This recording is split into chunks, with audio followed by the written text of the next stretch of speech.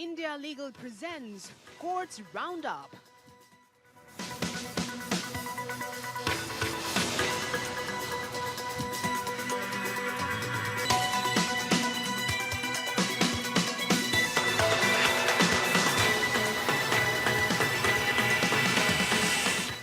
Doctor ortho Ayurvedic oil and capsule, अब दर्द भी घुटने टेकेगा। पश्चिम बंगाल चुनाव में चुनाव आयोग के आदेश पर आईएएस आईपीएस अधिकारियों के तबादले को चुनौती देने वाली याचिका रद्द। कलकत्ता हाईकोर्ट ने कहा, अधिकारियों के तबादले पर रोक नहीं, मुख्य सचिव और गृह सचिव की नियुक्ति सही। सुप्रीम कोर्ट ने कहा, विदेशी मध्यस्थता पुरस्कार को पब्लिक पॉलिसी पर चुनौती नहीं दिया जा सकता। भारतीय अदालतें दोबारा तथ्यों की जांच नहीं कर सकती। सीट कोर्ट का निर्णय अंतिम और मान्य। दिल्ली हाईकोर्ट ने कोविड ड्यूटी के दौरान सरकारी स्कूल के उप प्रधानाचार्य की मौत पर 1 करोड़ रुपए का मुआवजा देने का दिया आदेश। कोर्ट ने दिल्ली सरकार के फैसले को रद्द किया।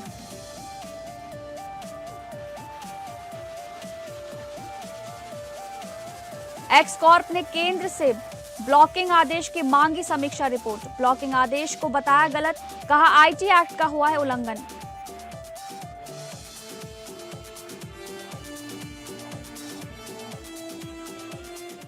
नमस्कार, आप सभी का स्वागत है कोर्ट्स राउंडअप में। मैं हूं आपके साथ अंकिता सिंह। अगले आधे घंटे हम सुप्रीम कोर्ट, हाई कोर्ट और तमाम निचली अदालतों की खबरों को आपके सामने रखेंगे। तो शुरू करते हैं courts roundup. India Legal presents Courts Roundup.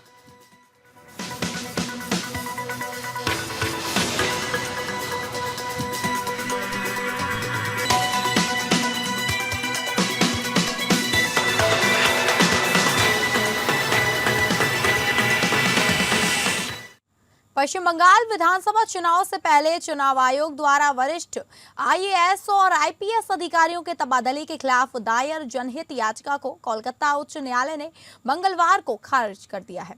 मुख्य न्यायाधीश सुजय पॉल और न्यायमूर्ति पार्थ सारथी सेन की खंडपीठ ने कहा कि जिन अधिकारियों का तबादला किया गया है उनकी जगह नए अधिकारियों की नियुक्ति हो चुकी है, इसलिए प्रशासनिक व्यवस्था में कोई खालीपन या ठहराव नहीं आया है। अदालत ने यह भी उल्लेख किया कि मुख्य सचिव और गृह सचिव के स्थान पर उनसे क्रमशः 1 और 7 वर्ष वरिष्ठ अधिकारियों को नियुक्त किया गया है, जिसे याचिकाकर्ता और राज्य सरकार ने भी चुनौती नहीं दी। ऐसे में यह नहीं कहा जा सकता कि प्रशासनिक मशीनरी शून्य हो गई है या सरकार पंगु हो जाएगी। अदालत ने मुख्य चुनाव आयुक्त ज्ञानेश कुमार के खिलाफ शुरू की गई महाभियोग प्रक्रिया के मुद्दे पर विचार करने से भी इनकार कर दिया।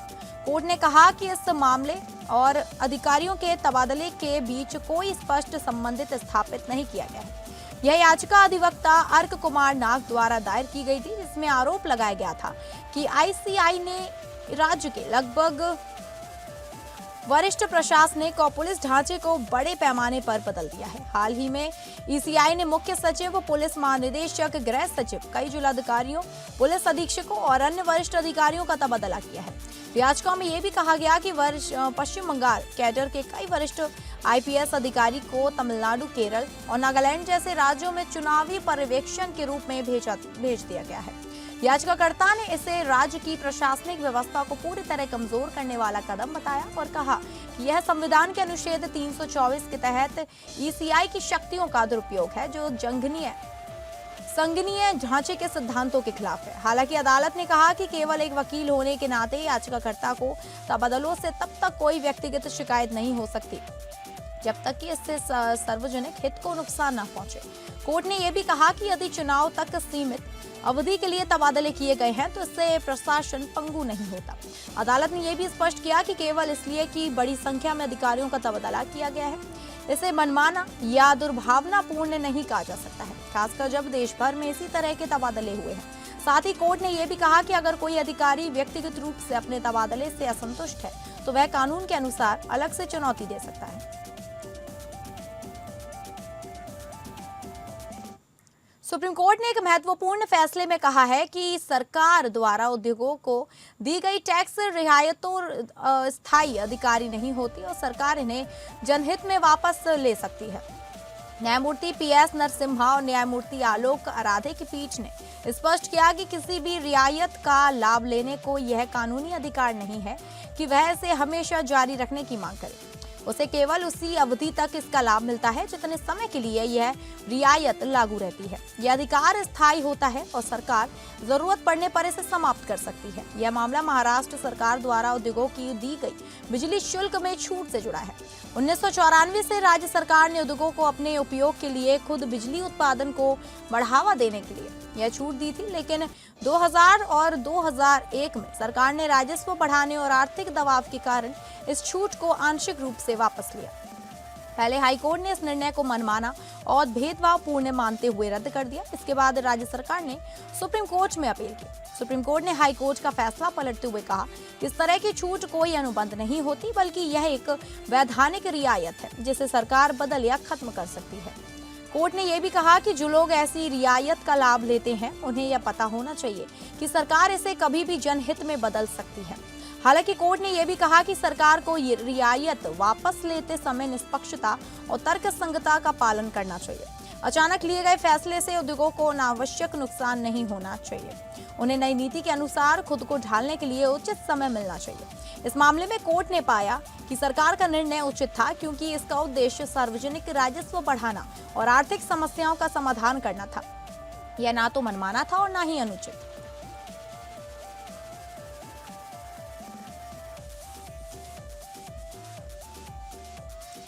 सुप्रीम कोर्ट ने एक महत्वपूर्ण फैसले में स्पष्ट किया कि किसी विदेशी मध्यस्थता पुरस्कार को भारत में पब्लिक पॉलिसी के आधार पर चुनौती नहीं दी जा सकती, अगर उसी मुद्दे पर पहले ही उस देश की अदालत अंतिम निर्णय दे चुकी हो। कोर्ट ने ट्रांसलेशनल इश्यू एस्पोटॉल सिद्धांत को लागू करते हुए कहा कि भारतीय अदालतें ऐसे मामलों में दोबारा तथ्यों की जांच नहीं कर सकती। न्यायमूर्ति संजय कुमार और न्यायमूर्ति के विनोद चंद्रन की पीठ ने कहा कि अगर किसी भी पक्ष ने सीट कोर्ट में अपनी दलीलें हार दी तो वह भारत की प्रवर्तन अदालत में उन्हीं मुद्दों को फिर से नहीं उठा सकता। भारत का अंतर्राष्ट्रीय दायित्व है कि वह विदेशी पुरस्कारों का सम्मान करे, सिवाय उन सीमित आधारों के जो न्यूयॉर्क कन्वेंशन में दिए गए हैं। यह मामला 2024 से जुड़ा है और जब 3 विदेशी निवेशकों ने एक डिजिटल पेमेंट कंपनी FSSPL में निवेश किया था। समझौते के अनुसार 2016 तक IPO के जरिए बाहर निकलने का विकल्प था। जब ऐसा नहीं हुआ तो निवेशकों ने सिंगापुर इंटरनेशनल ऑर्बिटेशन सेंटर में मध्यस्थता शुरू की। जुलाई 2024 में ट्रिब्यूनल ने कंपनी और उसके प्रमोटर्स को लगभग 1400 करोड़ का भुगतान करने का आदेश दिया। प्रमोटरों ने इस फैसले को सिंगापुर में चुनौती दी, लेकिन फरवरी 2025 में उनकी याचिका खारिज हो गई। इसके बाद निवेशकों ने भारत में इस पुरस्कार को लागू करने के लिए आवेदन किया। मद्रास हाईकोर्ट ने भी इसे सही ठहराया और प्रमोटर्स पर 25 लाख रुपए का जुर्माना लगाया। इसके खिलाफ प्रमोटरों ने सुप्रीम कोर्ट में अपील की। सुप्रीम कोर्ट ने अपील खारिज करते हुए कहा कि प्रमोटरों ने अपने पुराने तर्कों को नए रूप से पेश कर पब्लिक पॉलिसी का आधार बनाकर मामले को फिर से खोलने की कोशिश की, जो स्वीकार नहीं है। कोर्ट ने कहा कि एक बार जब सीट कोर्ट किसी मुद्दे पर अंतिम निर्णय दे देती है तो उसे दोबारा नहीं उठाया जा सकता। कोर्ट ने यह भी कहा कि इस सिद्धांत के लागू होने के लिए कुछ शर्तें जरूरी हैं, जैसे विदेशी अदालत का सक्षम होना, निर्णय का अंतिम और मेरिट पर आधारित होना, पक्षकारों और मुद्दों की समानता होना। कोर्ट ने कहा कि जब सीट कोर्ट और ट्रिब्यूनल पहले ही सभी कानूनी पहलुओं पर विचार कर चुके हैं तो भारत में इसे पब्लिक पॉलिसी के आधार पर चुनौती नहीं दी जा सकती। इसलिए अपील खारिज कर दी गई और 25 लाख रुपए का जुर्माना बरकरार रखा गया।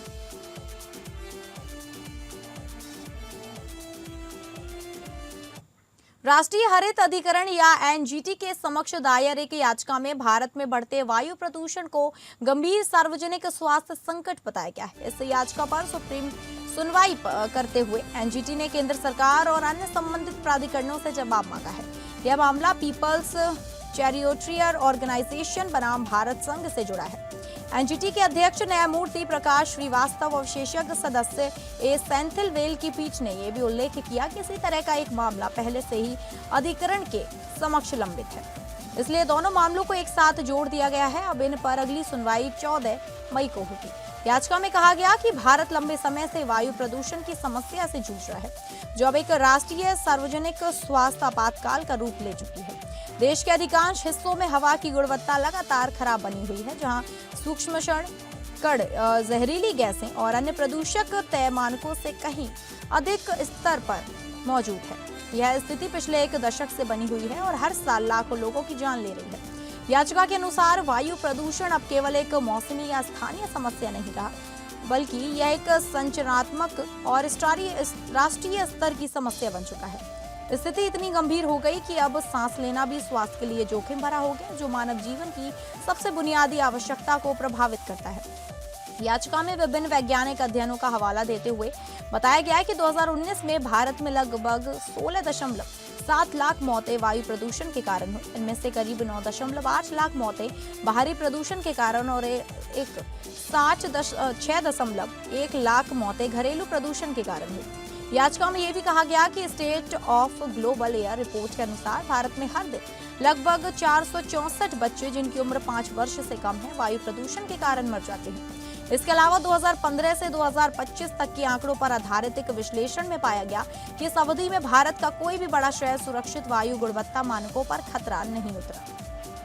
रिपोर्ट्स के अनुसार दिल्ली सबसे प्रदूषित शहर बना रहा, जहां 2016 में वायु गुणवत्ता सूचकांक AQI 250 से ऊपर पहुंच गया था और 2025 में भी लगभग 180 के आसपास बना रहा।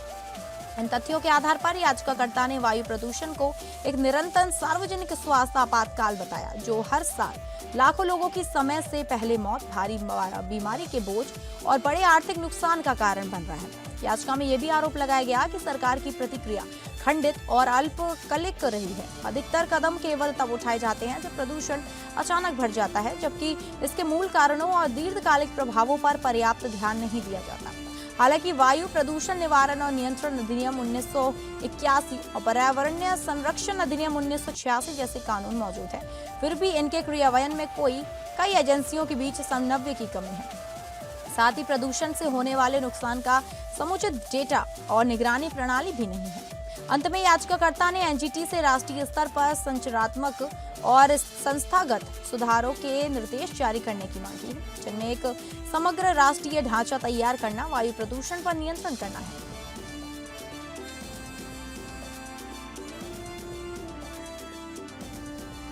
दिल्ली की एक अदालत ने हत्या के प्रयास के मामले में गिरफ्तार 18 वर्षीय छात्र को कक्षा 12वीं की बोर्ड परीक्षा में शामिल होने के लिए अस्थायी जमानत दी है। अतिरिक्त सत्र न्यायाधीश श्रेया अरोड़ा मेहता ने कहा कि इस महत्वपूर्ण समय पर एक शैक्षणिक वर्ष का नुकसान युवक के भविष्य को अपूरणीय नुकसान पहुंचाएगा। अदालत ने कहा कि युवक ने पहले ही 6 में से 5 परीक्षा दे दी हैं और उसकी आखिरी परीक्षा 4 अप्रैल को है। अदालत ने कहा यदि युवक को परीक्षा में शामिल होने की अनुमति नहीं दी जाती तो उसका पूरा शैक्षणिक वर्ष बर्बाद हो जाएगा और उसे अगले वर्ष सभी 6 विषयों में फिर से परीक्षा देनी होगी। यह एक 18 वर्षीय युवक के शैक्षणिक भविष्य के लिए अपूरणीय नुकसान होगा। अदालत ने युवक को 31 मार्च की शाम से 4 अप्रैल तक के लिए जमानत दी है। अदालत ने कहा कि परीक्षा देने के लिए अस्थायी जमानत देना अपराध को माफ करना नहीं है, बल्कि यह सुनिश्चित करना है कि युवक का शिक्षा का अधिकार बरकरार रहे। अदालत ने पुलिस को निर्देश दिया है कि वह परीक्षा केंद्र पर एक अधिकारी नियुक्त करे ताकि युवक और शिकायतकर्ता दोनों बिना किसी घटना की परीक्षा दे सके। युवक को अपने पिता या अभिभावक के साथ परीक्षा केंद्र पर जाना होगा और परीक्षा के तुरंत बाद वापस आना होगा। अदालत ने परीक्षा केंद्र पर पुलिस की तैनाती के बारे में पूछे जाने पर अदालत ने कहा, हाँ, पुलिस अधिकारी परीक्षा केंद्र पर मौजूद रहेंगे ताकि यह सुनिश्चित किया जा सके कि युवक और शिकायतकर्ता दोनों बिना किसी घटना की परीक्षा दे सके। अदालत ने युवक को 4 अप्रैल को शाम 6 बजे तक जेल अधीक्षक के सामने पेश होने का निर्देश दिया है।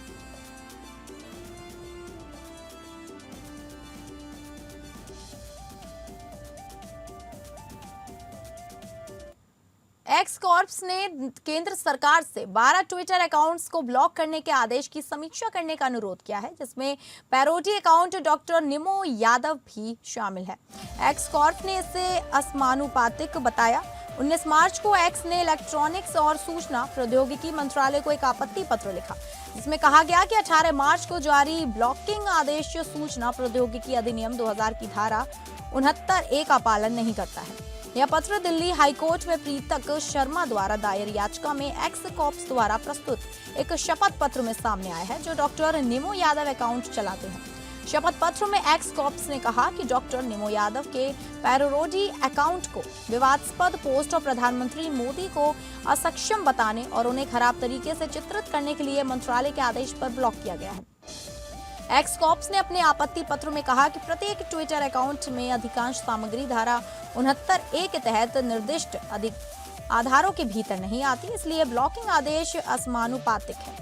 इसलिए पोस्ट स्तर पर ब्लॉकिंग के बजाय अकाउंट स्तर पर ब्लॉकिंग असमानुपातिक है और कानून के अनुसार न्यूनतम हस्तक्षेपकारी उपाय नहीं है।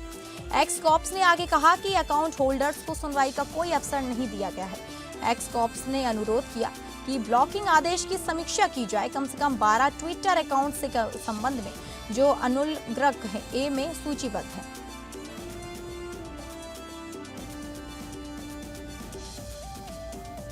दिल्ली हाईकोर्ट ने कोविड-19 ड्यूटी के दौरान मौत पर 1 करोड़ रुपए का मुआवजा देने का आदेश दिया है।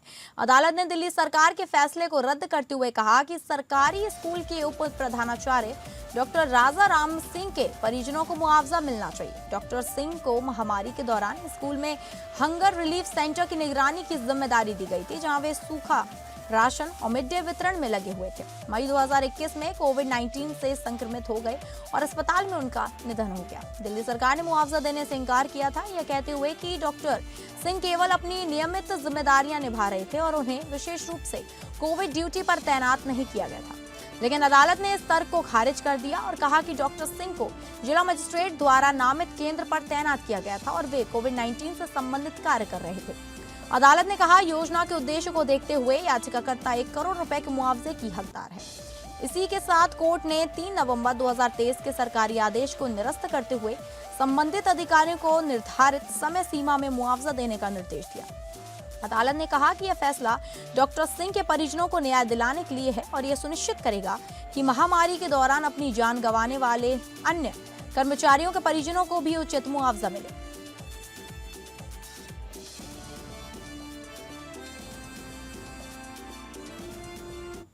मध्य प्रदेश हाईकोर्ट ने संपत्ति विवाद से जुड़े महत्वपूर्ण मामले में स्पष्ट किया कि केवल यह तथ्य कि सभी पक्ष एक ही पूर्वज से संबंधित हैं, अपने आप में यह साबित करने के लिए पर्याप्त नहीं है कि संपत्ति संयुक्त परिवार की है। जस्टिस विवेक जैन की पीठ ने कहा कि संयुक्त पारिवारिक संपत्ति होने का दावा करने वाले पक्ष पर यह जिम्मेदारी है कि वह इसका प्रथम दृश्य या प्रमाण प्रस्तुत करे। अदालत ने कहा, केवल इसलिए कि मूल पूर्वज महादेव थे, यह नहीं माना जा सकता कि उनके वंशजों के नाम दर्ज कोई भी भूमि संयुक्त परिवार की संपत्ति है, जब तक इसके समर्थन में कोई दस्तावेज प्रस्तुत न किया जाए। यह मामला शहडोल जिले की 8 जमीनों से जुड़ा है, जिसमें याचिकाकर्ताओं ने दावा किया कि वे और प्रतिवादी सभी एक संयुक्त हिंदू परिवार के सदस्य हैं और संपत्ति का कभी बंटवारा नहीं हुआ। ट्रायल कोर्ट ने प्रारंभिक रूप से याचिकाकर्ता के पक्ष में अस्थायी निषेधाज्ञा जारी करते हुए प्रतिवादियों को जमीन में हस्तक्षेप या उसे बचने से रोका था। हालांकि अपीलीय अदालत ने इसे आदेश को रद्द कर दिया। हाईकोर्ट ने अपीलीय अदालत के फैसले को सही ठहराते हुए कहा कि केवल वंश परंपरा के आधार पर संपत्ति को संयुक्त नहीं माना जा सकता। अदालत ने यह भी पाया कि रिकॉर्ड में ऐसा कोई ठोस साक्ष्य नहीं है जिससे यह साबित हो सके कि याचिकाकर्ताओं के पूर्वज संबंधित जमीन पर दर्ज थे या उनका उस पर अधिकार था। इन परिस्थितियों में हाईकोर्ट ने याचिका खारिज करते हुए कहा कि संयुक्त पारिवारिक संपत्ति साबित करने का भार याचिकाकर्ता पर ही और केवल सामान्य पूर्वज का होना पर्याप्त आधार नहीं है।